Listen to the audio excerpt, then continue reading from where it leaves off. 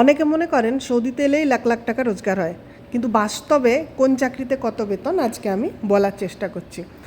Saudi আরব একজন ড্রাইভারের মাসিক বেতন সাধারণত 2,500 থেকে 4,500 রিয়ালের মধ্যে, যেটা ভারতীয় টাকায় ধরুন 57,000 থেকে 1,00,000 টাকা, আর বাংলাদেশি টাকায় প্রায় 82,000 থেকে 1.5 লাখ টাকার কাছাকাছি।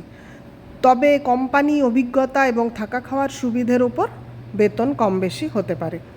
সৌদি আরব একজন ইলেকট্রিশিয়ানের বেতন সাধারণত 2,500 থেকে 4,500 রিয়ালের মধ্যে থাকে, তবে অভিজ্ঞতা ও ওভারটাইম থাকলে 5,000 থেকে 7,000 রিয়ালও হয়ে যেতে পারে, যেটা ভারতীয় মুদ্রায় 57,000 থেকে 1,00,000 টাকা, আর বাংলাদেশি টাকায় 82,000 থেকে 1.5 লাখ টাকার কাছাকাছি।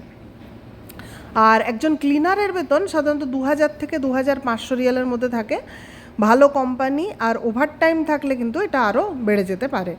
বাংলাদেশি টাকায় যেটা 65,000 থেকে 1,00,000 টাকার কাছাকাছি, এটা নেহাত কম নয় কিন্তু।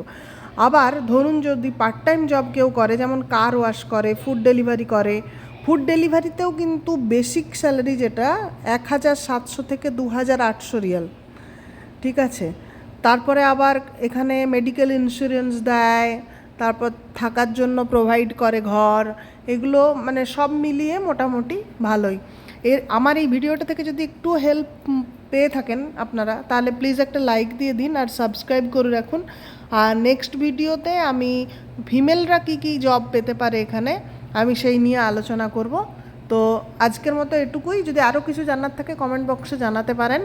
বাই।